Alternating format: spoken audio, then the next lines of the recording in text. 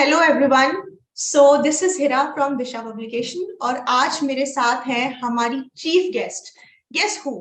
हमारे साथ है गरिमा लोहिया, जिन्होंने यूपीएससी सीएससी एग्जाम में रैंक 2 पाई है। तो हम इनसे पूछने वाले हैं कुछ questions. So without further ado, let's talk to Garima. Hi Garima. Hello, ma'am. Thank you so much for having me here. We are so glad to have you here and it's so amazing. Like you are the rank 2 topper. हम लोग तो already बहुत excited थे जब से आप you consented to give us an interview. It's so good. So how are you feeling now? Ma'am अभी तो बहुत अच्छी फीलिंग है। आई थिंक फाइनली अब 1 महीने हो गए रिजल्ट को आए हुए एंड अब काफी अच्छा फील होना स्टार्ट हो रहा है, क्योंकि स्टार्टिंग में तो बहुत ओवरवेलमिंग हो जाता है। So now it is good. मैं बस यही सोच रही थी कि आपने तो मतलब सीरियसली कमाल ही कर दिया, इतनी जबरदस्त रैंक। अच्छा ये बताइए, आपको लगा था कि आपकी मतलब सेकंड रैंक आएगी? Did you expect it? Ma'am generally लोग अच्छी चीजें एक्सपेक्ट नहीं कर पाते हैं, तो सेम सिमिलरली मुझे लगा था कि मुझे कोई ना कोई रैंक आनी चाहिए because I wanted to get out of this cycle. लेकिन इतनी अच्छी rank I did not expect, तो बहुत ही अनएक्सपेक्टेड बट बहुत ही अच्छी तरीके से अनएक्सपेक्टेड था ये। क्या रिएक्शन था फैमिली का, फ्रेंड्स का, जब सबको पता चला? तो कुछ लोगों को तो मैंने खुद से बताया इनिशियली आधे घंटे फोन कर करके, बट देन कितनी बड़ी न्यूज बन गई and everyone got to know खुद से ही, तो लोग मुझे टेक्स्ट करने लगे और बहुत खुश थे। Everyone was very happy, specially my mother, she was very happy about it. Wow, I am sure उन्हें बहुत बहुत ज्यादा प्राउड फील हुआ होगा। उनको सच में लगा होगा कि मतलब मेरी बेटी ने तो कमाल ही कर दिया है। तो आपका ये कौन सा अटेम्प्ट था? ये मेरा सेकेंड अटेम्प्ट था। ओके। और फर्स्ट अटेम्प्ट आपने कब दिया था? फर्स्ट अटेम्प्ट मैंने 2021 अक्टूबर में दिया था। उस अटेम्प्ट में मेरा प्रीलिम्स क्लियर नहीं हो पाया था, देन मैंने 2022 में अपना सेकेंड अटेम्प्ट दिया था। Okay, that's interesting. तो फर्स्ट अटेम्प्ट में आप प्रीलिम्स नहीं निकाल पाए थे और इसमें आपने तीनों एग्जाम्स भी निकाले और साथ में आप सेकंड रैंक टॉपर भी बने। तो मतलब आई एम श्योर कि वो वाले अटेम्प्ट में और इस वाले अटेम्प्ट के बीच का जो सारा टाइम गैप था, उसमें आपने बहुत ही ज्यादा मेहनत करी होगी और उसमें आपने बिल्कुल टोटली अपनी स्ट्रैटेजी चेंज कर दी होगी। तो आपको क्या लगता है कि जो फर्स्ट अटेम्प्ट था उसमें आपसे कौन सी ऐसी मिस्टेक्स या कौन सी कमियां रह गई थी जिनको आपने इस अटेम्प्ट में एड्रेस किया? मैम कोई स्ट्रैटेजी टोटली तो चेंज नहीं करी थी, बट इट्स जस्ट कि 2021 अटेम्प्ट के बाद जो इनिशियल रिजल्ट पता चलने के बाद का 10-20 डेज था, उसमें I was very sad upset, क्योंकि मुझे लग रहा था कि मैंने इतनी मेहनत की फिर भी मुझे रिजल्ट नहीं मिला। बट 20-30 डेज के बाद जब मैंने एनालाइज किया तो मुझे ये समझ में आया कि मैंने एक्चुअली मैं थोड़े ओवर कॉन्फिडेंस में वो पेपर दे दिया था। मेरी प्रिपरेशन उतनी सफिशिएंट नहीं थी। मैंने जीएस पेपर को ज्यादा फोकस किया, सीसैट को टोटली इग्नोर किया था उस पेपर में। तो एक बार जब आप अपने मिस्टेक्स को आइडेंटिफाई कर लेते हैं और उस पर ज्यादा फोकस करने लगते हैं, तो आपको वो बुरा लगना बंद हो जाता है कि मेरे से ये एग्जाम क्लियर नहीं हुआ। आई थिंक वो सबसे इंपॉर्टेंट चीज है कि आप अपना लोकस ऑफ कंट्रोल आइडेंटिफाई करें कि अगर मुझसे कुछ नहीं हुआ तो उसका रीजन मैं हूँ एंड नॉट आउटसाइड फैक्टर्स, क्योंकि तब आप कभी भी करेक्ट नहीं कर पाएंगे अपने आप को। This is one thing. इस वजह से सेकेंड अटेम्प्ट में जो चेंजेस मैंने किए थे वो थे अपना एक तो सीसैट पर फोकस करना। मैंने डेडिकेटेडली 1-1.5 मंथ सीसैट को दिए थे, और रिविजन को ज्यादा फोकस करना एज कम्पेयर टू ज्यादा बुक्स पढ़ लेना या ज्यादा सोर्सेस को रेफर करना। ये दो मेजर चेंजेस मैंने किए थे। वाओ। और जब आपने ये चेंजेस किए होंगे तब आपको कुछ ना कुछ तो तब भी डाउट होगा, सेल्फ डाउट, के पता नहीं इस बार हो पाएगा या नहीं हो पाएगा। आई थिंक वो तो हर यूपीएससी एस्पिरेंट के मन में रहती है बात कि कितनी भी मेहनत कर लो लेकिन पता नहीं पेपर में क्या आ जाए, राइट? तो राइट राइट। आपके एजुकेशनल बैकग्राउंड के बारे में हमें थोड़ा बताइए। मैम मैंने अपनी 10th तक की स्कूलिंग यही बक्सर से की, where I was born and brought up. फिर +2 मैंने एक बोर्डिंग स्कूल से किया in Varanasi, and then I did a bachelors of commerce from Delhi university Kirorimal college. And जब मैं बैचलर्स ऑफ कॉमर्स परस्यू करी थी, अलोंग साइड में चार्टर्ड अकाउंटेंसी भी परस्यू करी थी, oh because I was. Always had this plan B in mind कि एक प्लान बी जरूर होना चाहिए फॉर दिस एग्जामिनेशन। तो this is what I was doing. तो आप सीए कर रहे थे, मतलब आपका मैथ्स तो बहुत ही जबरदस्त होगा। जो बोलते ना लड़कियों का मैथ्स अच्छा नहीं होता, तो आई थिंक वो तो बिल्कुल ही बहुत ही बड़ा स्टीरियोटाइप है वो। मैम ये डेफिनेटली एक स्टीरियोटाइप है, ऑल्दो मुझे मैथ्स में बहुत मेहनत लगती है, बहुत ही ज्यादा मेहनत लगती है, but it I have people who are friends who are girls and जिनका मैथ्स बहुत अच्छा है, I have friends who are guys और उनका मैथ्स बुरा है. So I think gender stereotyping subject को लेकर it is a myth. Exactly, किसी का भी मैथ्स अच्छा हो सकता है, किसी का भी खराब हो सकता है. And I think it all depends on practice, हम कितनी अच्छी प्रैक्टिस करते हैं. तो आपने जैसे बताया कि आपका बैकग्राउंड तो कॉमर्स का था और फिर आपने सीए करने का भी सोचा था, तो आपको कब ख्याल आया कि मुझे यूपीएससी का एग्जाम क्लियर करना है? मैम हमेशा से कॉलेज में व्हेन आई वेंट, तो कॉलेज में काफी अपॉर्चुनिटी मिलती है काफी करियर्स को देखने की, एक्सप्लोर करने की. At that point of time I had friends जो सीए भी कर रहे थे, कुछ फ्रेंड्स यूपीएससी भी कर रहे थे. तो सबसे इंटरेक्शन हुआ तो मुझे समझ में आया कि यूपीएससी देने के लिए एटलीस्ट कॉलेज 3rd ईयर तो पास करना पड़ेगा, बिकॉज वो मिनिमम एज होगा. तो कॉलेज के दौरान 3 साल क्या करें, तो इस वजह से आई थॉट कि एक सीए कर लेते हैं ताकि एक बैकअप रेडी हो. लेकिन फिर जब कॉलेज 3rd ईयर में कोविड हो गया एंड देन लॉकडाउन में हम लोग सब घर आ गए, देन आई थॉट उस पॉइंट ऑफ टाइम पे कि अभी काफी टाइम है और काफी सब कुछ ऑर्गेनाइज्ड है एट पॉइंट ऑफ टाइम की, कुछ भी डिस्ट्रैक्शन नहीं है, बाहर आना जाना नहीं है. तो उस समय मैंने सोचा ये बेस्ट टाइम है सिविल सर्विस की प्रिपरेशन स्टार्ट करने का. So then I started with a goal in mind कि 2 या 3 अटेम्प्ट मैक्सिमम, और अगर वो नहीं होता है तो I will come back and give my CA final examination. Wow Garima, मतलब जिस टाइम पे हम लोग सब घर पे बैठ के टाइम पास कर रहे थे और कंप्लेन कर रहे थे कि बाहर नहीं जा सकते, घूम नहीं सकते, ये नहीं वो नहीं, उस टाइम पे आप पढ़ाई कर रहे थे बैठ के इतना सीरियसली. मतलब मुझे याद है कि मेरा तो कोविड का टाइम ऐसे गया था कि mostly I was cooking something, घर पे कुछ बना के खा रहे थे या टीवी देख रहे थे या सो रहे थे. सो इट्स ग्रेट कि आपने उस टाइम पे सोचा कि दिस इज माय अपॉर्चुनिटी और अभी मैं मेहनत कर लेती हूँ इस एग्जाम के लिए. तो आप कितने घंटे पढ़ाई करते थे एक दिन में? मैम स्टार्टिंग में तो जब स्टार्टिंग में सब कुछ नया नया होता है तो काफी इंटरेस्ट आता है कि अच्छा बहुत टाइम से पॉलिटी नहीं पढ़ी, बहुत टाइम से वर्ल्ड में क्या चल रहा है कुछ उतना आइडिया नहीं है. तो उस समय तो 10 घंटे हो जाते थे क्योंकि बहुत मजा आता था. फिर आपके कुछ डेज आएंगे जब आपको बहुत लो फील होगा, आपको लगेगा छोड़ देते हैं, मेरे बाकी फ्रेंड्स तो यहाँ काम कर रहे हैं, they are earning well, foreign जा रहे हैं. तो उन डेज में 2 घंटे या 3 घंटे भी करना मुश्किल हो जाता है बिकॉज आप उतना सैड फील कर रहे हैं एंड देन एग्जाम आने वाला होता है और फिर आपकी एंजाइटी लेवल शूट अप हो जाती है, फिर से आप अपना आवर्स इंक्रीज कर लेते हैं.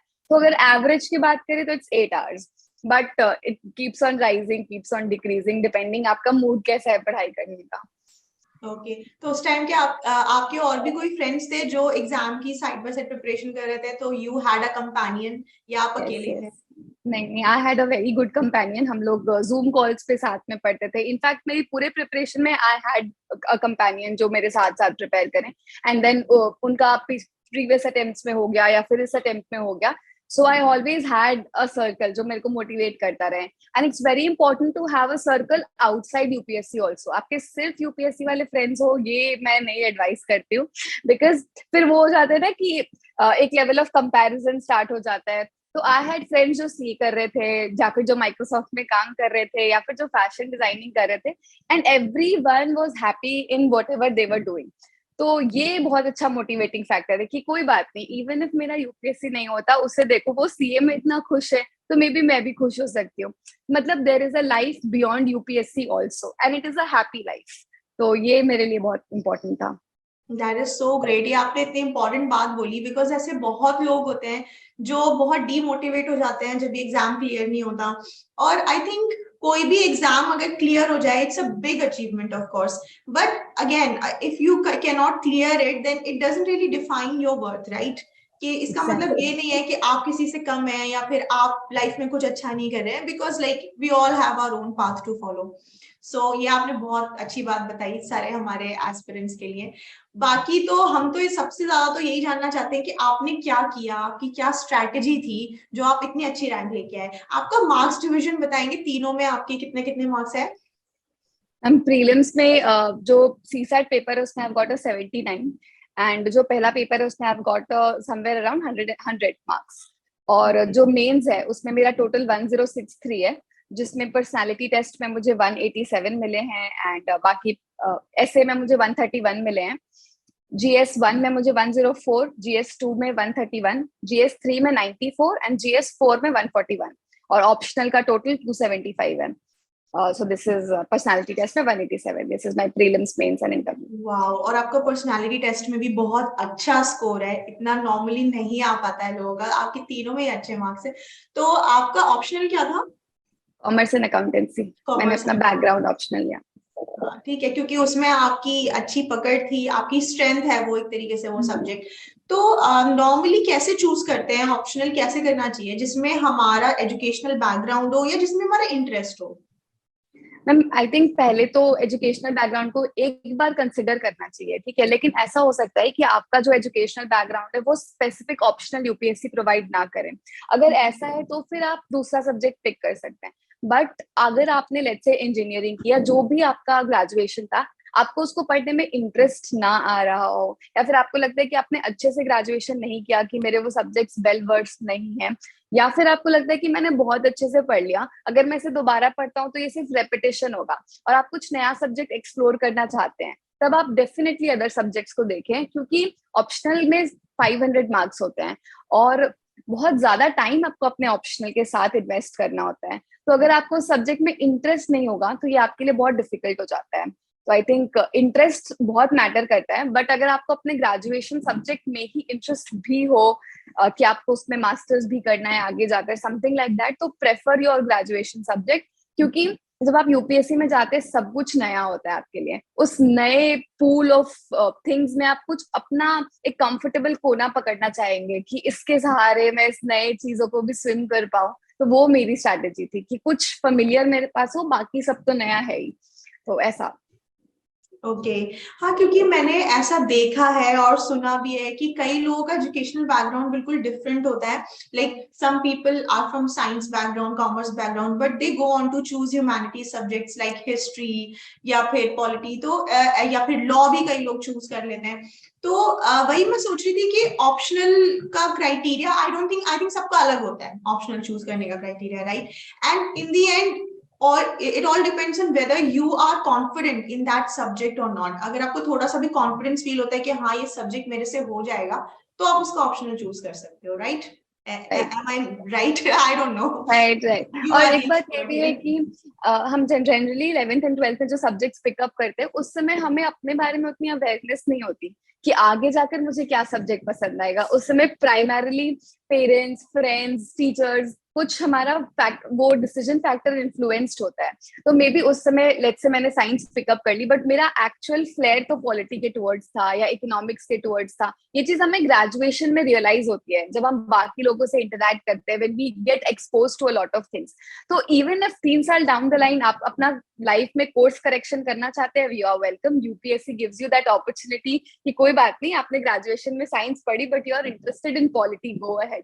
तो that's a nice opportunity in life कि हम कुछ नया पढ़ पा रहे हैं अपार्ट फ्रॉम आवर ग्रेजुएशन।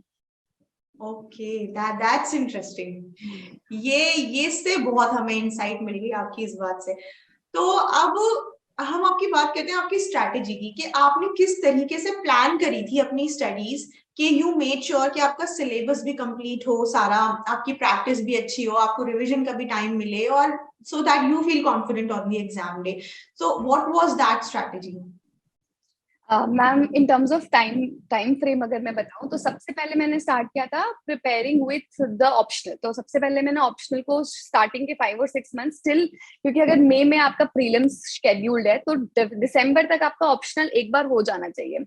तो यही मेरा स्ट्रैटेजी था कि एक बार जीएस की बेसिक रीडिंग प्लस ऑप्शनल को मैं कंप्लीट कर लूं टिल दिसंबर, ताकि जनवरी से I can solely focus on prelims. क्योंकि किसी किसी इंसान के लिए प्रीलिम्स एक मेजर हर्डल होता है, इंक्लूडिंग मी। मुझे तीनों स्टेजेस में से सबसे डिफिकल्ट प्रीलिम्स लगता था, गिवन दी अनसर्टेनिटी। तो इस वजह से जनवरी से 5 मंथ्स आई डिसाइडेड कि प्रीलिम्स को देना है। अब जनवरी से कैसे प्रिपेयर करना है, जो बेसिक सब्जेक्ट्स की रीडिंग हो गई है उसे रिवाइज करना है, इस तरीके से कि हर मंथ में वो रिवाइज हो पाए। तो एटलीस्ट 4 राउंड्स ऑफ रिविजन तो मैं कर पाऊं। एंड देन उसमें से 1 महीना आपको सीसेट के लिए अलग से निकालना पड़ेगा अगर आप मैथ्स में एवरेज हैं तो। And if you are very good also, though जिस तरीके का सीसेट पेपर आ रहा है इट्स गेटिंग डिफिकल्ट। और ये आई थिंक सीसेट सिर्फ और सिर्फ डिफिकल्टी या इजी लेवल ऑफ क्वेश्चंस का बात नहीं, इट्स अबाउट आप फर्स्ट पेपर देकर आए हैं, आपको उस पेपर की एंजाइटी, उस पेपर का प्रेशर है, उस प्रेशर में आपको वो सेकंड पेपर सॉल्व करना है. And that is why also second paper ज्यादा डिफिकल्ट हो जाता है as compared to first paper, कि उस पेपर का फ्लैशबैक आ रहा है कि अरे उस क्वेश्चन में वो करना था. This is what you are feeling जब आप एक मैथ्स का क्वेश्चन सॉल्व कर रहे हैं. This is what I have felt कि फर्स्ट क्वेश्चन में कि अच्छा इसमें तो ये था, शिट वो गलत हो गया. तो ये चीज के साथ गिवन दिस इन बैकग्राउंड आपको सीसैट देना है. तो आई थिंक ये स्ट्रैटेजी होनी चाहिए कि आप सीसैट जीएस दोनों पर फोकस करें. एंड एटलीस्ट 4 मंथ्स तो आई वुड रेकमेंड कि फर्स्ट टाइम जो प्रीलिम्स दे रहे हैं उनको 4 मंथ्स तो प्रीलिम्स के लिए एक्सक्लूसिवली देना चाहिए. अच्छा, जीएस का जो पेपर होता है सीसैट वाला, वो तो सिर्फ क्वालिफाइंग होता है ना, उसमें आई थिंक आपको कितना 33% चाहिए होता है. यस यस मैम, तो उसको 33%. मतलब बट वो इतना टफ होता है कि उसको 33% लाना भी कोई इजी टास्क नहीं है. So you have to give proper time to that paper. I think बहुत लोगों को ऐसा लगता होगा ना कि चलो ये तो 33% तो ले ही आएंगे, जैसे स्कूल में या कॉलेज में होता था ना कि यार ठीक है 33 मार्क्स तो ले ही आएंगे, पास तो हो ही जाएंगे. बट यहाँ पे वो चीज नहीं है. यही मुझे फर्स्ट अटेम्प्ट में लगा था and then I ended up with 65. तो एक बहुत ही कम मार्क, मतलब 1.5 मार्क से छूटा बट छूट गया.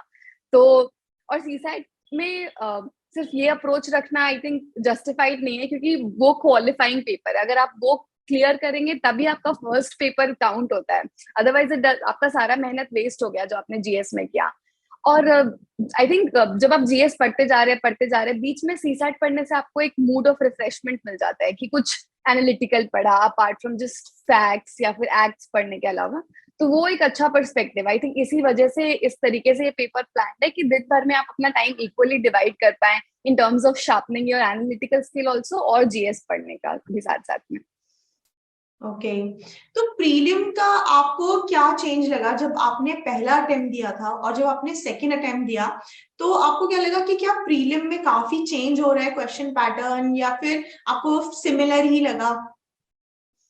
मैम पहले और दूसरे में जैसे कि 2022 प्रीलिम्स में भी काफी क्वेश्चन स्टैटिक से थे जो स्टैटिक से बन जाते हैं. तो अनलाइक फर्स्ट अटेम्प्ट जब मैंने करंट अफेयर पे बहुत फोकस किया, मैंने सेकंड अटेम्प्ट में अपने स्टैटिक को स्ट्रॉन्ग करने पे फोकस किया. एंड इवन इफ आप इस बार का पेपर देखेंगे तो करंट अफेयर तो बहुत वॉलेटाइल है. आई थिंक बहुत ऑब्सक्योर क्वेश्चंस भी थे करंट अफेयर से जो इवन इफ आप कितना भी फोकस करते मे बी आपसे मिस हो जाता. तो वहां पर आपका कंफर्टेबल पोर्शन होगा स्टैटिक. और अब स्टैटिक भी बहुत डिफिकल्ट तरीके से पूछा जा रहा है in terms of the options given. तो स्टैटिक को तो ऐसा तो नहीं है कि स्टैटिक पूरा ही रिडंडेंट हो गया. इट्स जस्ट उसको एनालिटिकल तरीके से पढ़ना है. तो आप कोई भी चैप्टर पढ़ते हैं उसके बाद आप उसको थोड़ा गूगल करिए, इन टर्म्स ऑफ यूपीएससी लिखकर सर्च करिए, आपको उससे रिलेटेड जो भी करंट चल रहा है तो स्टैटिक का करंट आप गूगल कर करके पढ़िए. इससे थोड़ा आपका स्टैटिक पोर्शन बेटर होगा. और 2022 में भी UPSC gave us a hint कि हम ऑप्शंस जिस तरीके से दे रहे हैं वी आर चेंजिंग इट. तो उस साल भी we had options in pairs, only 1 pair, only 2 pair. तो ये उस तरीके से स्टार्ट हो गया था. But last year the number of questions जो उस पैटर्न में पूछे गए थे वो कम थे और इस बार उस पैटर्न के ज्यादा क्वेश्चंस हैं. तो हिंट तो हमें लास्ट ईयर मिल ही गया था, इस बार थोड़ा ज्यादा हो गया. एंड देन हम लोग सब थोड़ा सरप्राइज हो गए कि पैटर्न चेंज हो रहा है. बट वो एक हिंट के साथ आ रहा है कि अब पैटर्न चेंज हो रहा है. अब आपको एनालिटिकल पे ज्यादा फोकस करना है. इवन इफ आप जो स्टैटिक पढ़ रहे हैं सिर्फ फैक्ट पढ़ने से नहीं होगा, आपको उसको थोड़ा आगे जाकर सोचना पड़ेगा, अप्लाई करना पड़ेगा. इसका मतलब जो हम कहते हैं कि यूपीएससी बहुत ही ज्यादा अनप्रिडिक्टेबल है, आप कुछ नहीं कह सकते क्या आने वाला है, तो वो तो है. बट आई थिंक हिंट देता है, वो थोड़ा बहुत तो हिंट देता है कि देखो इस साल मैंने थोड़े से ये क्वेश्चन दिए हैं तो नेक्स्ट ईयर तैयार हो जाओ कि ये बहुत कुछ आ सकता है इसमें से. क्योंकि इस बार का प्रीलिम पेपर तो जिससे भी डिस्कस किया मैंने खुद भी एनालाइज किया, तो मुझे भी लगा कि काफी मतलब चेंज था, पैटर्न वाइज चेंज था. और थोड़ा सब्जेक्ट का जो डिवीजन था, वेटेज थी मार्क्स की, उसमें भी काफी डिफरेंस था.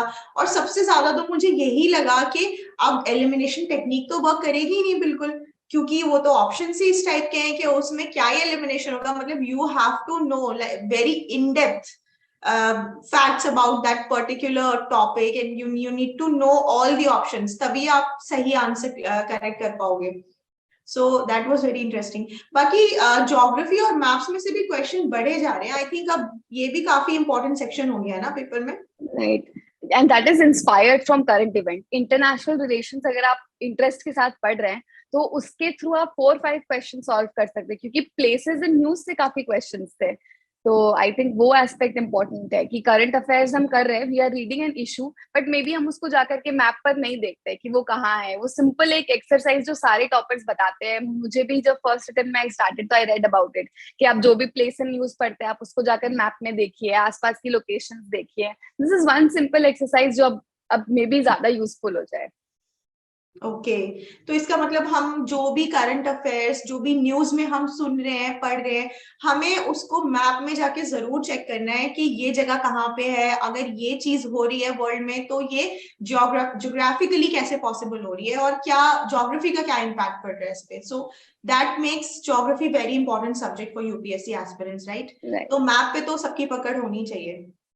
Right, and it's also interesting. मतलब इतने सारे तरीके हैं मैप्स को पढ़ने के, तो थोड़ा इंटरेस्टिंग भी हो जाता है। जैसे how I prepared was I picked up one continent one day. तो जैसे साउथ अमेरिका पिकअप कर लिया, अब उसकी कंट्रीज देख ली, उसके कैपिटल्स देख लिए, कौन से रिवर्स किस ओशन में जाकर फॉल कर रहे हैं वो देख लिया, माउंटेन रेंजेस देख लिए। तो एक एक जब कॉन्टिनेंट आप प्रिपेयर कर लेते हैं उसके बाद आपको ज्योग्राफी करना ईजी हो जाता है, और उसके बाद आपको करंट अफेयर्स पढ़ना भी ईजी हो जाता है, क्योंकि जब भी कुछ भी न्यूज में है तो आपको ऑलरेडी पता है कि अच्छा ये यहाँ पर है, ये यहाँ पर है। एंड मे बी आपको जब ज्योग्राफी के आंसर्स लिखने हो तो उसमें आपको अगर डेसर्ट की बात करनी है, अगर माउंटेन्स का बात करना है, कुछ भी, तो आपको एग्जाम्पल, प्रिसाइज एग्जाम्पल देने में थोड़ा इजी हो जाता है। और इंटरेस्टिंग भी होता है, आप फ्रेंड से जब भी कॉन्वर्सेशंस करें तो आपको पता है आप किसी का भी वर्ल्ड ट्रिप प्लान कर सकते हैं, बिकॉज आपको सारे लोकेशंस पता है, तो थोड़ा इंटरेस्टिंग हो जाता है। ओके और अगर हम जीके की बात करें, जो हमारी जनरल नॉलेज कहते हैं ना, बहुत स्ट्रांग होनी चाहिए यूपीएससी के लिए। तो बिकॉज प्रीलिम में, मेन में जो भी आपको आंसर्स लिखने हैं, you should have very solid facts to support everything you are saying. Plus interview में भी आपकी जनरल नॉलेज, करंट अफेयर्स अच्छे से चेक होते हैं। लेकिन जीके पढ़ना थोड़ा सा बोरिंग नहीं होता? आई मीन मेरे लिए तो पर्सनली इट्स लाइक कि एक एक लिमिट में हम बहुत जीके पढ़ सकते हैं, but mostly then it gets boring. तो how do you keep your interest in GK and current affairs? हम करंट अफेयर्स में तो इंटरेस्ट बन जाता है आई थिंक, क्योंकि हर सब्जेक्ट में आप जो भी पढ़ रहे हैं, आप अगर मॉनेटरी पॉलिसी पढ़ रहे हैं इकोनॉमिक्स में, तो वो मॉनेटरी पॉलिसी हर 2 मंथ पर चेंज हो रही है। तो जब आप मॉनेटरी पॉलिसी पढ़ रहे हैं, आई थिंक बहुत ही नेचुरल होता है ये जानना कि how is what is the inflation in our country and कैसे मॉनेटरी पॉलिसीज को टारगेट कर रहे हैं। तो कॉज एंड कॉन्सिक्वेंस जो हम पढ़ रहे हैं, हम उसको रियलिटी में भी देखना चाहते हैं। तो फॉर एग्जाम्पल मेरे टाइम पर जब मॉनेटरी पॉलिसी चेंज हो रही थी, टू रिलेट इट कि अच्छा ये मैंने पढ़ा तो ये एक्चुअली में एक्शंस हो रहे हैं, और वो टर्म्स जो आप पढ़ रहे हैं, लेट्स से अकोमोडेटिव स्टैंस या कुछ भी, वो रोज न्यूज़पेपर में आ रहा है, तो उससे आपका वो फैक्ट री इंडोर्स होता है और आपका बहुत स्ट्रांग हो जाता है। तो ये करंट अफेयर्स के लिए आप कर सकते हैं, क्योंकि आप जो भी स्टैटिक पढ़ रहे हैं उससे रिलेटेड कुछ ना कुछ हो ही रहा है। आप राज्यसभा, लोकसभा पढ़ रहे हैं, प्रेसिडेंट इलेक्शन पढ़ रहे हैं, everything is happening, you are seeing it. और जो बहुत स्टैटिक जीके है, फॉर एग्जांपल जो हम बचपन में पढ़ा करते थे कि इस कंट्री का ये कैपिटल है, इस कंट्री की ये करेंसी है, आई थिंक इसका यूटिलिटी सिविल सर्विसेज में थोड़ा कम है। आई थिंक स्टेट सर्विसेज के एग्जामिनेशन में इसकी यूटिलिटी थोड़ी ज्यादा है, नॉट इन दिस एग्जामिनेशन। यहाँ पर फर्स्ट प्रेसिडेंट कौन था, फर्स्ट ये कौन था, ये सब का यूटिलिटी थोड़ा कम हो जाता है। किस टाइप की जीके होती है जो कि यूपीएससी में ज्यादातर पूछी जाती है? जो कंटेम्प्रेरी अफेयर्स हैं वो ज्यादा पूछे जाते हैं। फॉर एग्जाम्पल लास्ट ईयर जब पैंगोंग सो लेक न्यूज में था, क्योंकि वहां पर चाइनीज इंग्रेशंस थे, तो अब उस एरिया की मैपिंग इंपॉर्टेंट हो गई कि आप डोगरा हॉटस्पॉट्स और इन सब की लोकेशंस देख लें। या फिर अभी जब नगोर्नो काराबाख इशू था, ईरान का इशू न्यूज में था, तो ये फिर ज्यादा इंपॉर्टेंट हो जाता है। या फिर किसी हमने किसी के साथ अग्रीमेंट साइन किया, all of these become more important, but not बहुत ही static जीके की कहीं का गवर्नर चेंज हुआ, गवर्नमेंट चेंज हुआ, these type of GK doesn't become very important for UPSC. Okay, all right. That is another very important insight. Aspirants, are you listening? Okay, so अब बात करते हैं mains की। तो मेंस की तैयारी के लिए हमारी क्या स्ट्रैटेजी होती है? और आंसर राइटिंग तो अपने आप में एक बहुत ही बड़ी आर्ट है, और बहुत बार ऐसा होता है कि हमें पता होता है उस टॉपिक के बारे में, बट हम उसको एक्सप्रेस करके अपने आंसर फॉर्म में अच्छे से स्ट्रक्चर करके नहीं लिख पाते। और यूपीएससी सिर्फ आपकी नॉलेज नहीं, आई थिंक आपका स्ट्रक्चर, आपका राइटिंग स्टाइल सभी कुछ चेक करता है। तो पहले तो ये बताइए हमें कि अच्छे आंसर्स क्या होते हैं इन यूपीएससी डेफिनेशन, और उनको कैसे प्रैक्टिस किया जाए।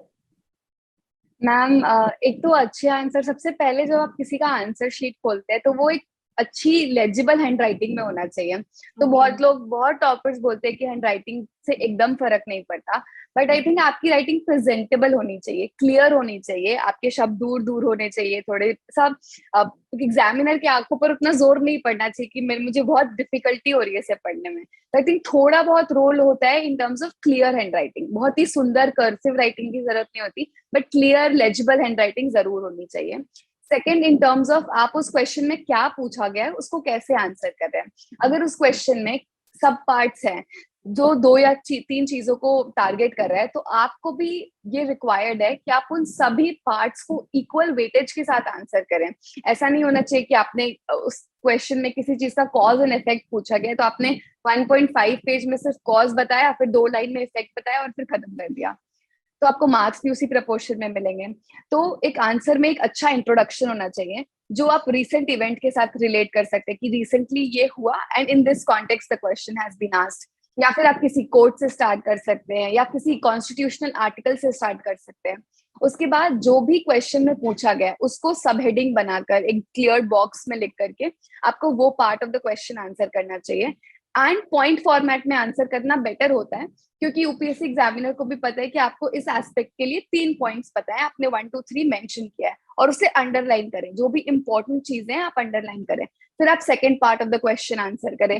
फिर अगर आपने सारे सब पार्ट्स आंसर कर लिए, एक वे फॉरवर्ड, मतलब ये प्रॉब्लम है, लेट्स से पीडीएस सिस्टम में ये प्रॉब्लम है हमारी कंट्री में, लेकिन आप जो रोल ऑफ एग्जाम करना चाह रहे हैं, आप जो बनना चाह रहे हैं, उसमें आपको एक सोल्यूशन ओरिएंटेड इंसान होना जरूरी है। तो आई थिंक आपके आंसर में वो पर्सपेक्टिव दिखना चाहिए कि ये प्रॉब्लम तो मुझसे पूछी गई थी बट मुझे इसका सोल्यूशन भी पता है। तो आप उसको थोड़ा in the end solution oriented दिखाएं। तो आप उसमें वे फॉरवर्ड लिखकर 2 या 3 सजेशंस दें।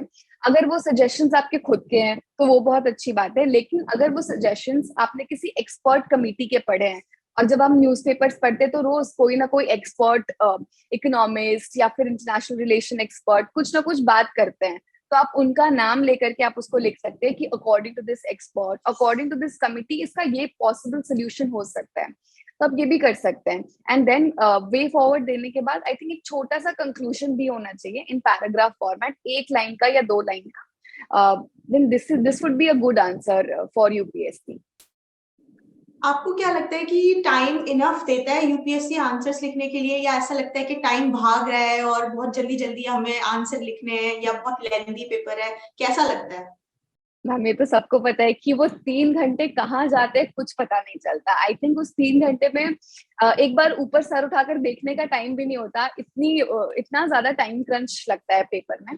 तो इस वजह से मेरा तो बहुत स्ट्रॉन्ग स्ट्रैटेजी था जो मैंने अपने फ्रेंड्स के साथ मिलकर के बनाई थी कि हम कैसे 20 क्वेश्चंस को आंसर करेंगे और एक भी मिस नहीं करेंगे। तो हमने उस पूरा 3 आवर्स के 180 मिनट्स को डिवाइड कर लिया था कि हम 15 मार्कर क्वेश्चन को 11 मिनट्स में करेंगे और 10 मार्कर क्वेश्चंस को 7 मिनट्स में करेंगे। और इस तरीके से एग्जैक्टली 3 घंटे के एंड में हमारा पेपर खत्म होता था, ना 2 मिनट ज्यादा ना 2 मिनट कम। तो this is how we try to do it. और जो थोड़ा मोड़ा 4-5 मिनट कम हो जाता था तो वो इस वजह से, क्योंकि कुछ ना कुछ क्वेश्चन ऐसे होंगे जिसका आपको कोई आइडिया नहीं होगा, तो उसमें मे बी आप 3 पेज की जगह हाफ पेज लिख करके आएंगे, 1 पेज लिख करके आएंगे, तो वहां से आप 4-5 मिनट बचा लेंगे एंड वो आप यूज कर सकते हैं जहां पर भी आपका शॉर्टफॉल हुआ है। वाओ, ये तो बहुत ही कमाल की स्ट्रेटेजी बनाई है आपने। नहीं seriously, this is all very useful for everyone.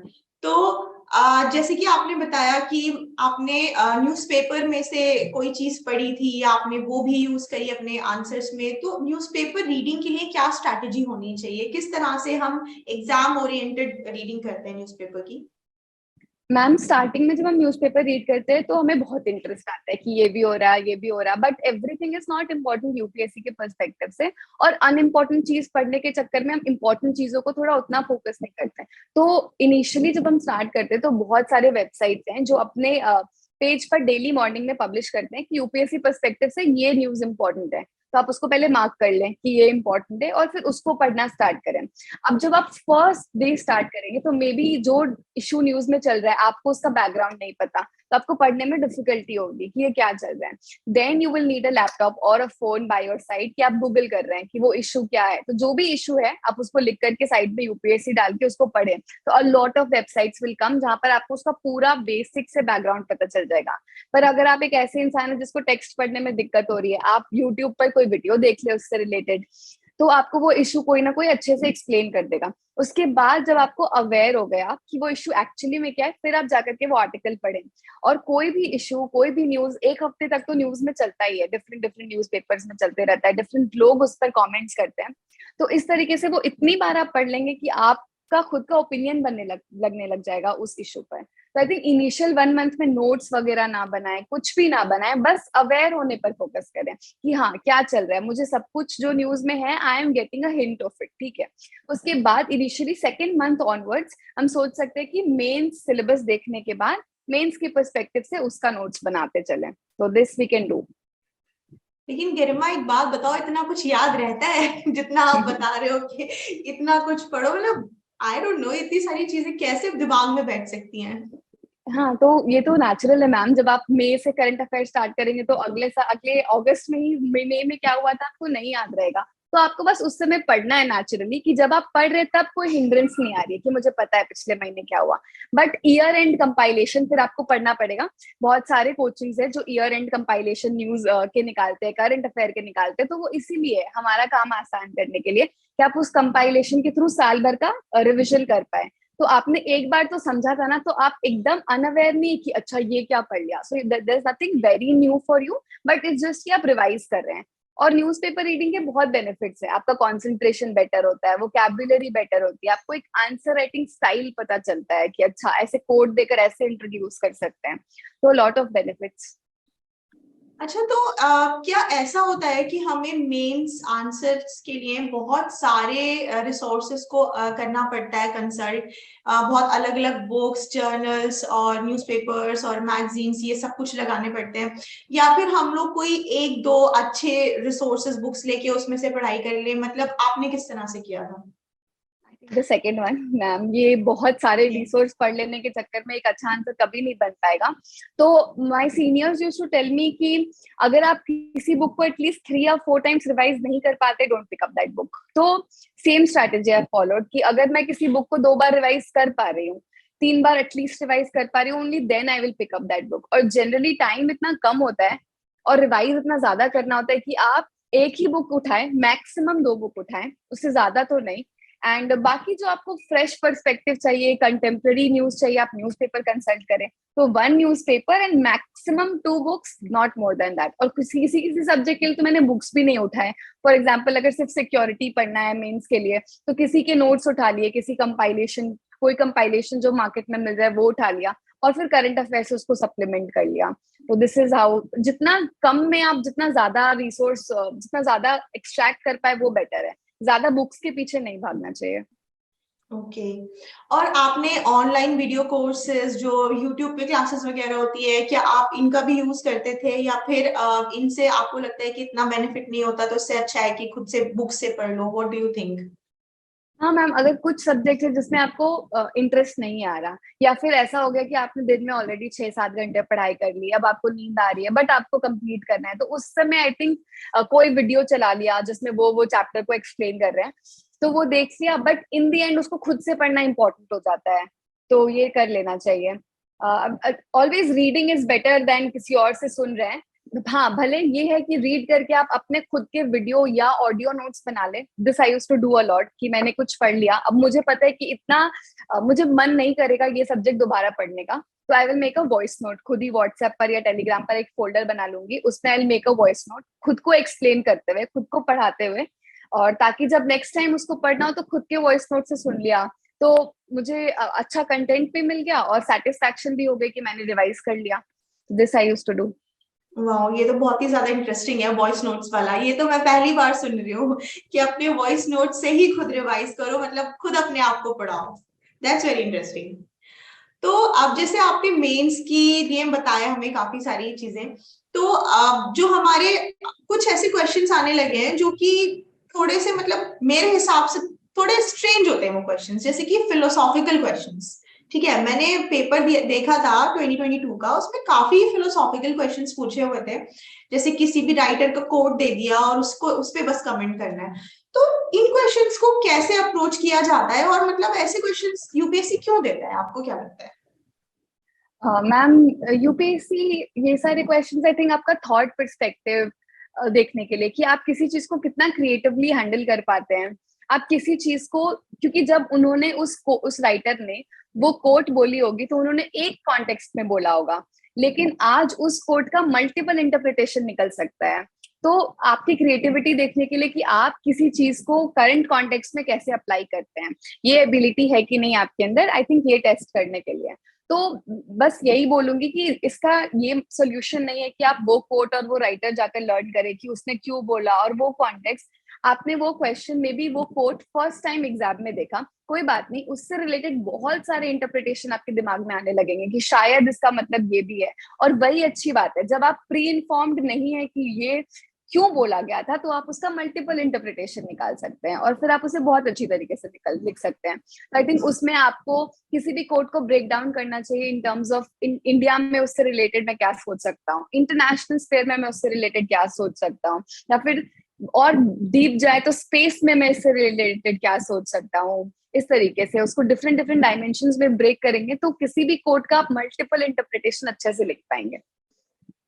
क्या जरूरी है कि हमें ये पता हो कि वो कोट किसका है? बाय चांस हमें नहीं पता और हम बस उस कोट के बारे में बात करें, बट हम ये ना बता पाए कि ये इस पोएट का या इस राइटर का या इस पर्सनालिटी का कोट है, तो उससे क्या मार्क्स कट जाते हैं? मैम, आई थिंक मुझे हार्डली 2 या 3 कोर्ट्स के बारे में पता था जितने भी पूछे गए थे उसमें से। और मुझे लगता है कि ज्यादा बेटर है कि आपको अगर नहीं पता है तो आप प्री इन्फॉर्म नहीं है कि अच्छा ये इस पर्टिकुलर कंट्री का राइटर है तो इसने इस कॉन्टेक्स्ट में इस टाइम पे वर्ल्ड वॉर के टाइम पर ये बोला होगा, तो मैं सिर्फ वो एक नैरो इंटरप्रिटेशन नहीं दे करके आऊंगी क्योंकि मुझे नहीं पता है, तो मैं उसका एक ब्रॉड अच्छा इंटरप्रिटेशन दे करके आऊंगी। तो जब तक आप कुछ सेंसिबल लिख रहे हैं अपने आंसर में उस कोड से related, I think doesn't matter कि आपको राइटर बता पा रहे हैं या नहीं बता पा रहे हैं। मुझे एक कोट याद आ रहा है जो मैंने इस पेपर में देखा था, ऐसा कुछ था शायद कि poets are the unrecognised legislators of the world, ऐसा कोई कोट था आई थिंक। तो उसमें मैंने सोचा कि इसमें ठीक है, इसमें पोएट की इम्पोर्टेंस डिस्कस हो रही है कि कितने इंपॉर्टेंट है, बट हम उसको कैसे पॉलिटिक्स से कनेक्ट करेंगे, कैसे हम वर्ल्ड से, और मतलब यूपीएससी क्या सुनना चाहता है इस कोट के ऊपर हमसे? तो आपने कैसे अटेम्प्ट किया था वो क्वेश्चन? मैम, आई थिंक इस क्वेश्चन में हम लोग कुछ मतलब मैं 2-3 लाइंस में ब्रेक डाउन अगर करूं तो आई थिंक जब इसमें लेजिस्लेटर्स के विजन के बारे में बात हो रही है कि जब भी कोई लॉ आता है तो उनको उनके ऊपर रिस्पॉन्सिबिलिटी होती है कि लोगों के विजन को ध्यान में दें। और लोगों का विजन सबसे अच्छे से कौन एक्सप्रेस कर पा रहा है? पोएट्स। तो एक ओह, लॉ कितना विजनरी होना चाहिए, तो how poets are providing that input in law making in a country, वो शो किया गया है। तो आप इसको फिर उस एंगल में ले जा सकते हैं कि कैसे लेजिस्लेशन, अगर एक अच्छा लॉ होना चाहिए, it should be far sighted, और वो कॉन्टिन्यूअसली इनपुट्स लेकर के अपने आप को मॉडिफाई भी कर रहा है ताकि वो सिटीजन फ्रेंडली लॉ हो, ताकि वो गिवन गैप्स को एड्रेस कर पाए। तो आई थिंक इस डायमेंशन में हम इसे सोच सकते हैं।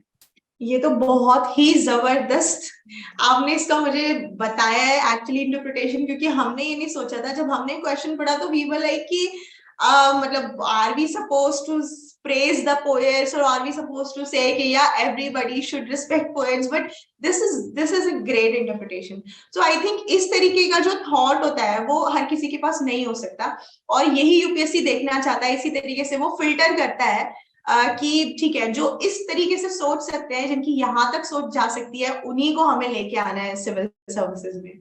बट मैम, ये हमेशा डेवलप हो सकता है। आई थिंक ये कोई इनहेरेंट क्वालिटी नहीं है।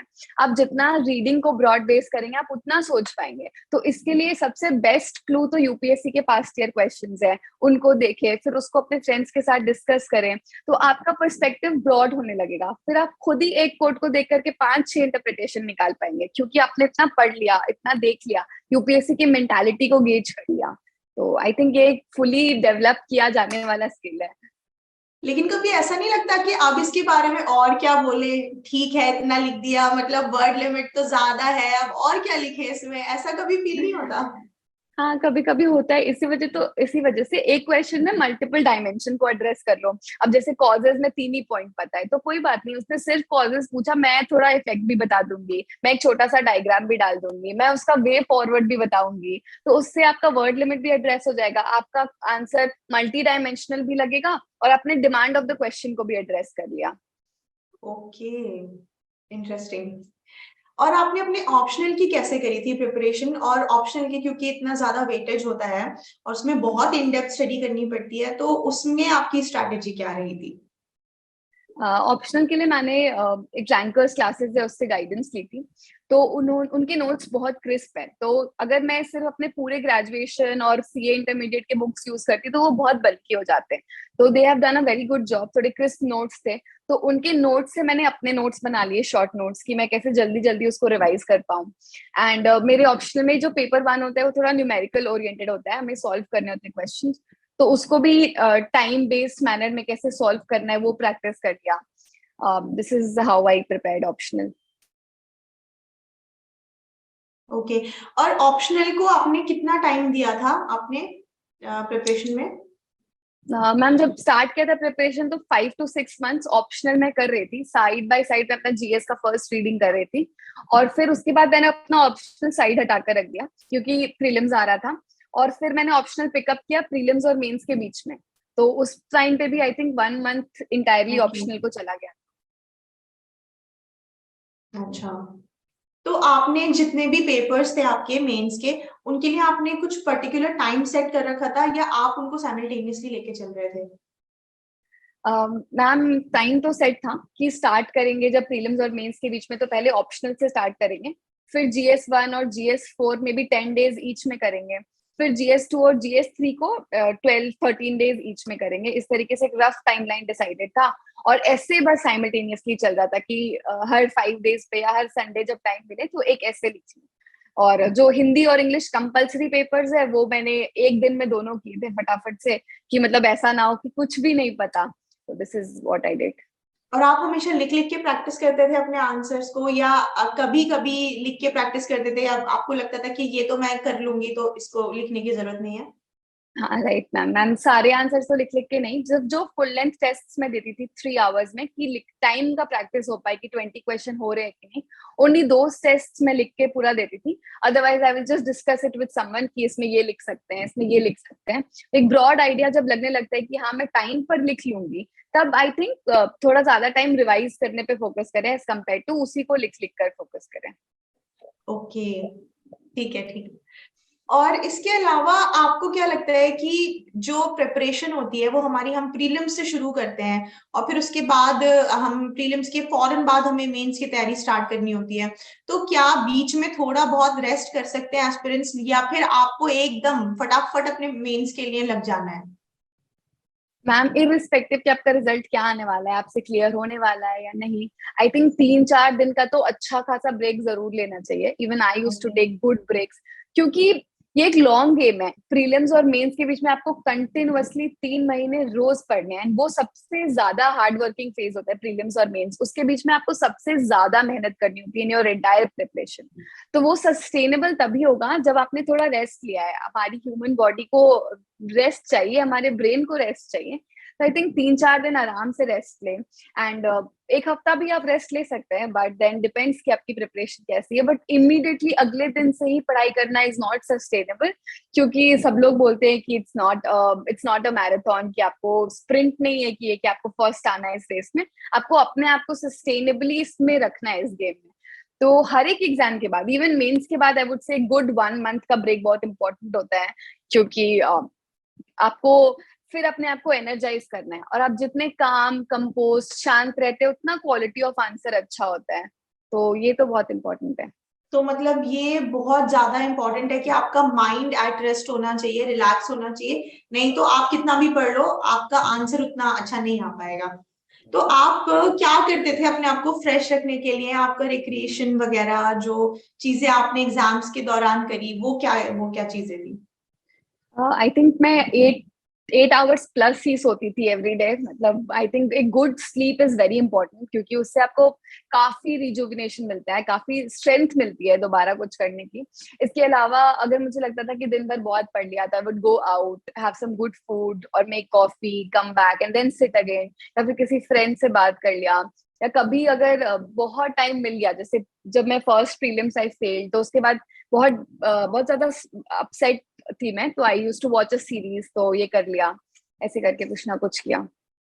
ओके तो मतलब ऐसा नहीं है कि अगर आप इतने बड़े एग्जाम की प्रिपरेशन कर रहे हैं तो आप बिल्कुल भी टीवी नहीं देख सकते या कुछ भी ऐसा नहीं कर सकते जिससे कि आपको थोड़ा एंटरटेनमेंट मिले, बिकॉज ये भी इम्पोर्टेंट है थोड़ा बहुत अपने माइंड को रिजुविनेट करने के लिए, राइट? आपने बीच में डेफिनेटली। कभी ट्रैवल किया था एग्जाम्स के दौरान ही? आई थिंक एक प्रीलिम्स एग्जाम के पहले ही I think I travelled, because my sister's wedding was there, so I was travelling a lot. तो उसमें मेरा 15-20 डेज का ब्रेक हो गया था।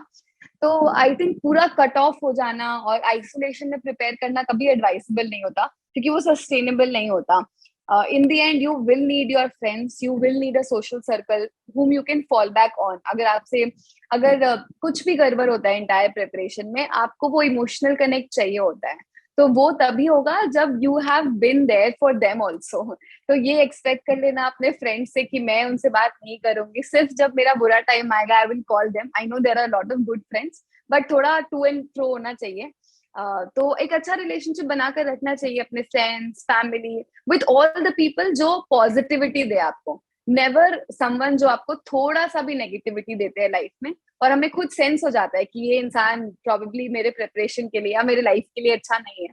May be distance your self from them and just be happy and prepare. एक चीज जो एस्पिरेंट्स नहीं कर पाते वो है खुश रह के प्रिपेयर करना। कॉन्स्टेंटली दुखी रहना कि ये पढ़ना है, ये पढ़ना है, आपने खुद चूज किया first thing. No one has forced you to prepare. और अगर आप खुश रह के पढ़ेंगे तो ट्रस्ट मी, ये प्रिपरेशन आपके लिए और आपके फैमिली के लिए भी बहुत ईजी हो जाएगी। तो one thing is this. So it's important to enjoy the journey, right? Right. और इससे मुझे एक बात याद आई कि आपने इस बीच में कभी सोशल मीडिया यूज किया? आर यू ऑन फेसबुक और इंस्टाग्राम और other social media platforms? I was always on. मैंने व्हाट्सएप कभी अनइंस्टॉल नहीं किया इस पूरे प्रिपरेशन में। आई वॉज ऑल्सो ऑन इंस्टाग्राम। हाँ, ये होता था कि प्रीलिम्स आने वाला है तो 15 दिन पहले इंस्टाग्राम अनइंस्टॉल कर देती थी, बिकॉज बीच में मुझे काफी, जब रील्स आया तो मुझे काफी एडिक्शन हो गया कि मैं भी दिन भर 1-1 घंटे रील्स स्क्रॉल करूं, और अच्छा लगने लगा। तो फिर आई यूज्ड टू अनइंस्टॉल कि 15 दिन नहीं यूज करेंगे। बट देन जैसे एग्जाम खत्म होता अगले दिन आई वुड इंस्टॉल। तो ऐसा नहीं है कि बहुत ही long gap in using social media कभी भी होता था। मैक्सिमम 15-20 डेज का गैप होता था, but I was there. But हाँ, एक कंट्रोल्ड मैनर में अपने आप को एडिक्ट ना होने दे and use it positively, may be ये इम्पोर्टेंट है। हाँ, क्योंकि कई बारी ऐसे बहुत सारे चैनल्स भी हमें मिल जाते हैं ना सोशल मीडिया पे जहां से हमें कुछ ना कुछ नॉलेज ही मिल जाती है या कुछ अच्छा करेक्ट। पता चल जाता है जो हमें एग्जाम में हेल्प कर दे। राइट। मेरे भी इंस्टाग्राम पे ऑल द न्यूज चैनल्स और द यूएनडीपी पेजेस, ये सब मैंने फॉलो करके रखा हुआ है कि एटलीस्ट मुझे 30 मिनट्स स्क्रॉल करना है तो उसमें कुछ 5 मिनट्स का ही सही कुछ पॉजिटिव मिल जाए कि इसको मैं यूज कर लूँ अपने आंसर्स में। तो you can follow all those pages, may be news channels and good pages, जिससे आप कुछ ना कुछ लिख सकते हैं। तो ये डिसाइडेड। Okay, that's right. और अब बात करते हैं आपके इंटरव्यू की जिसमें आपने इतना अच्छा स्कोर किया है। तो इंटरव्यू में तो कहते हैं कि अच्छे अच्छे लोगों की सिट्टी पिट्टी गुम हो जाती है, बिकॉज एक तो इतना बड़ा पैनल होता है आपके आगे and they are also experienced bureaucrats, और वो बैठे हैं आपकी एबिलिटी को जज करने के लिए कि इतना पेपर क्लियर करने के बाद भी, चलो एग्जाम तो लिख लिया लेकिन फिर भी सिविल सर्विसेज में आप आने के काबिल हैं या नहीं है। तो काफी ज्यादा प्रेशर होता है, ऑब्वियसली जो भी इंटरव्यू देने जाता है उसको बहुत प्रेशर फील होता है। तो आपने पहले तो ये बताइए कैसे अपने आप को काम रखा इंटरव्यू के लिए और कैसे आपका वो ओवरऑल एक्सपीरियंस था आपका? मैम आई थिंक बहुत अंडर कॉन्फिडेंस तो होता है इनिशियली जब आपको इंटरव्यू देना होता है, and for people like me जिनका मे बी लाइफ का फर्स्ट इंटरव्यू होता है, जिन्होंने कभी कॉर्पोरेट में वर्क नहीं किया, या जो फ्रेशर्स होते हैं, तो उन्हें तो और भी ज्यादा एंजाइटी होती है। उन सब एंजाइटी को कम करने के लिए I think mock interviews are a good thing that you can try. क्योंकि उससे एक आइडिया लग जाता है रफली कि मुझे कैसे जाना है, कैसे बिहेव करना है, क्या मैनर्स होने चाहिए, how do you talk to people who are so senior to you. क्योंकि इनिशियली मेरे साथ भी ये था, बिकॉज इस जनरेशन में वी टॉक वेरी कैजुअली, हम लोग या ये वर्ड्स का यूज करते हैं। सो देन ये समझ में आता है कि these are words not to be used in formal interactions. तो ये सब छोटी छोटी चीजों से लेकर के किस तरीके से गुड इवनिंग विश करना है, चेयरपर्सन को पहले विश करना है, ऑल ऑफ दीज थिंग्स आपको क्लियरली पता चल जाता है। तो मॉक इंटरव्यू देने से थोड़ा कॉन्फिडेंस बूस्टअप हो जाता है, ताकि आपको उस दिन लगे कि कुछ बहुत नया नहीं देने जा रही हूँ, I have practice this before. लेकिन आप कितना भी प्रैक्टिस कर ले, अल्टीमेटली उस दिन आपको वो 5 minutes before getting into the room बहुत नर्वसनेस होती है। I was also very nervous, although सब कुछ प्लान था कि जाना है, हमें आई कम इन पूछना है, विश करना है, but then also I remember I forgot to wish them good evening. और फिर मैं चेयर पर बैठ गई and then I wish them good evening and everybody started to smile, because and that was a light moment, क्योंकि सबको समझ में आ गया, because under pressure I just forgot. But अब ये होता है ना कि शुरू में एक थोड़ा सा मिस एडवेंचर हो गया, तो लगता है कि अब तो मेरा पूरा इंटरव्यू गया।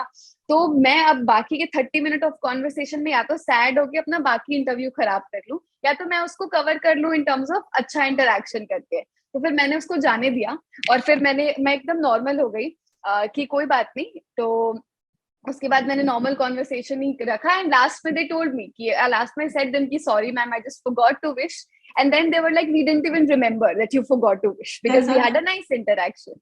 तो ये है, थोड़े मोड़े अप्स एंड लोज आते हैं during that 30 minute of conversation, but उसको इतना दिल पे नहीं लेना है। You are being analyzed for your entire personality and not just one thing. हम humans हैं, सबसे mistakes होती है। So I think, but interview preparation is a lifetime experience. आपको बहुत ही अच्छा फील होता है, and they generally only want to have a conversation with you. आपको ऐसा लगेगा कि एकदम क्वेश्चन आंसर नहीं है, रैपिड फायर नहीं है, ग्रिलिंग नहीं है, काफी कॉन्वर्सेशन मोड पे, और आपको उनसे उस 30 मिनट में भी काफी कुछ सीखने को मिलता है कि वो किस तरह, आपने जो क्वेश्चंस कभी इमेजिन नहीं किए अपनी लाइफ से कि आपकी लाइफ पर ये क्वेश्चंस बन सकते हैं, they ask you that, it gives you a perspective, it's very nice to talk to them. Garima, can you give us some examples? आपसे किस टाइप के क्वेश्चन पूछे थे जो आपकी लाइफ से निकाले थे उन्होंने? तो आई एम फ्रॉम बक्सर, तो बैटल ऑफ बक्सर कब हुआ, किसके बीच में हुआ, ये तो क्वेश्चंस बहुत इमेजिन्ड क्वेश्चंस थे कि आएंगे। But what if battle of Buxar did not happen? What if battle of Buxar में अदर साइड जीत गई होती? तो ये व्हाट इफ क्वेश्चंस तो मैंने सोचे नहीं थे। तो these were some questions that were asked. फिर मैं दिल्ली में रही थी 3 साल ड्यूरिंग प्रिपरेशन, तो दे आस्क्ड मी कि दिल्ली हाट का क्या सिग्निफिकेंस है। तो हम सब जो दिल्ली में रहते हैं, आई थिंक हमने सबने दिल्ली हाट विजिट किया है, बट दिल्ली हाट का क्या सिग्निफिकेंस है फॉर द लोकल पीपल, वहाँ के जो आर्टिजन्स हैं, वहाँ के जो हैंडीक्राफ्ट बनाने वाले लोग हैं, या फिर कैसे दिल्ली को वो एक मल्टी कल्चरल सोसाइटी का एपिटमी बनाता है, ये सब एस्पेक्ट्स में भी हम नहीं सोचते हैं, और वो उसी समय नेचुरली आता है कि उस समय हम नेचुरली सोच पाते हैं। तो I think these are some questions जो काफी अच्छे लगे मुझे। Oh wow, that's interesting. तो आपने तब पहले सोचने का टाइम लिया था थोड़ा, या फिर आपको एकदम बोलना ही होता है? तो They give you time to think. ये मेरी बहुत बुरी आदत थी जब मैंने मॉक इंटरव्यू स्टार्ट किया, कि मुझसे क्वेश्चन पूछा गया और मुझे बस इसे 1 सेकंड के अंदर आंसर करना होता था कि मैं अभी बताती हूँ आपको। तो this is what I learned in mock interview, कि आप जितना टाइम लेकर 10, 20, 30 सेकंड जितना अच्छे से सोच के स्ट्रक्चर करके अपना आंसर फिर बोल पाएंगे, आप उतना मेच्योर हैं, आप उतना ही अच्छा आंसर दे पा रहे हैं। तो कभी भी आंसर देने के रश में नहीं रहना चाहिए उस फाइनल इंटरव्यू में। हमेशा take your time, and they give you good amount of time, 30 seconds to 1 minute आप ले, and then give a good sensible answer. That is what they expect out of you. तो ऐसा कुछ नहीं होता कि रैपिड फायर है, अभी तुरंत बताना है, otherwise they move to the next question. It's not like that. और जो क्वेश्चंस फ्रेम करते हैं वो क्या वो अलग अलग फील्ड्स, अलग अलग सब्जेक्ट्स के होते हैं, या फिर कुछ भी रैंडम? आई थिंक सब कुछ कवर किया गया था। फ्रॉम माई बैकग्राउंड कॉमर्स से भी क्वेश्चंस थे, मेरी हॉबीज से भी क्वेश्चंस थे, फिर इंटरनेशनल रिलेशन से क्वेश्चन थे, इन्वायरमेंट से क्वेश्चंस थे, हिस्ट्री से क्वेश्चंस थे। I think everything, almost everything gets covered. तो बहुत ही डाइवर्सिफाइड कॉन्वर्सेशन होता है, ऐसा कोई वन एंगल पे जा रहा है ऐसा क्वेश्चंस नहीं होते हैं।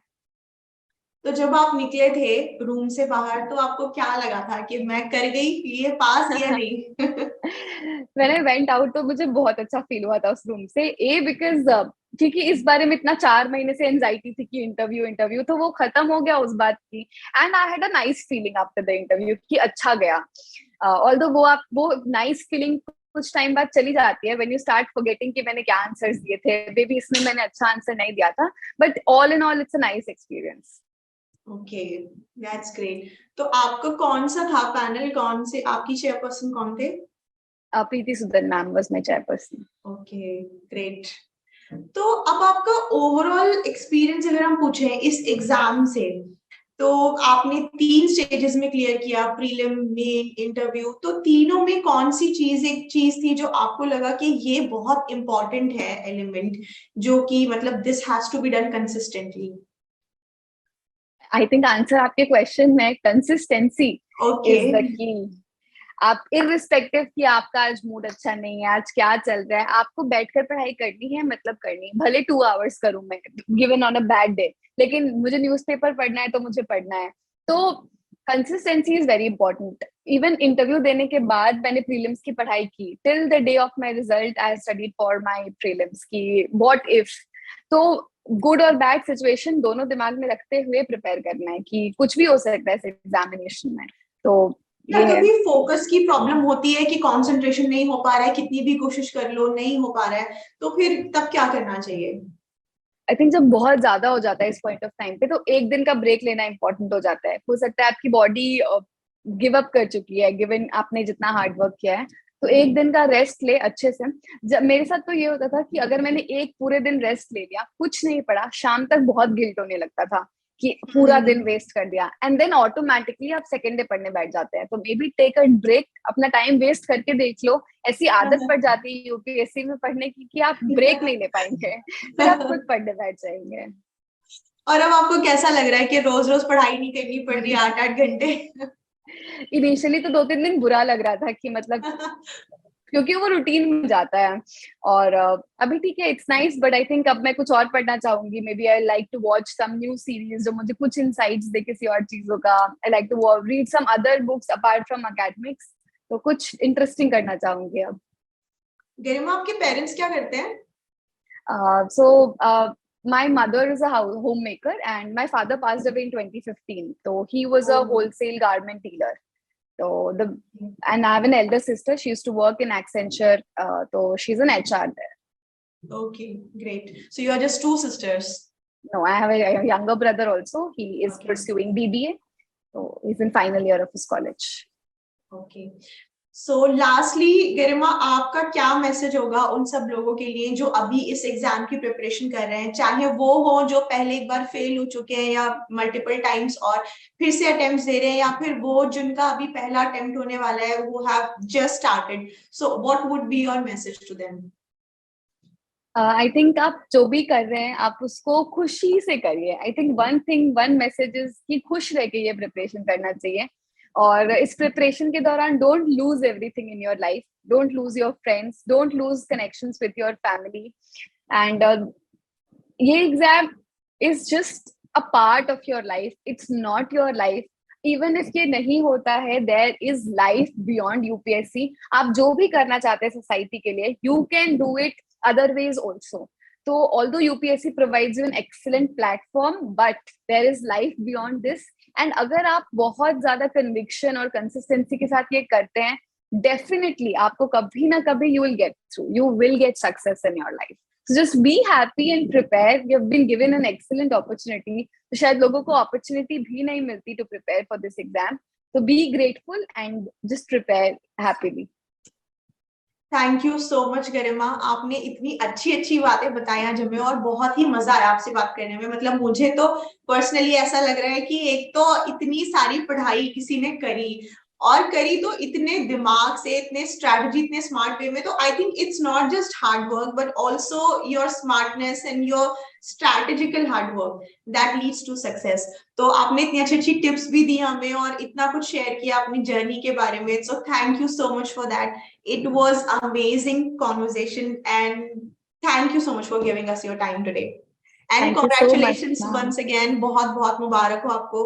आपने सबको प्राउड फील कराया, हमें भी बड़ा प्राउड फील होता है कि जो टॉपर्स है, they are girls, they are women. So Right. Again women power भी फील होता है हमें. So thank you. And like हमें तो कोई डाउट ही नहीं है कि you will be the best civil servant ever. You will be great at your job. So we wish you all the best. और आपकी ट्रेनिंग कब से स्टार्ट हो रही है? मैम 31st जुलाई से स्टार्ट हो रही है, so I think we'll go around 25-26 July. Great. All the best, Garima. Thank you so much, Congratulations once ma'am. again. Thank you. Bye bye.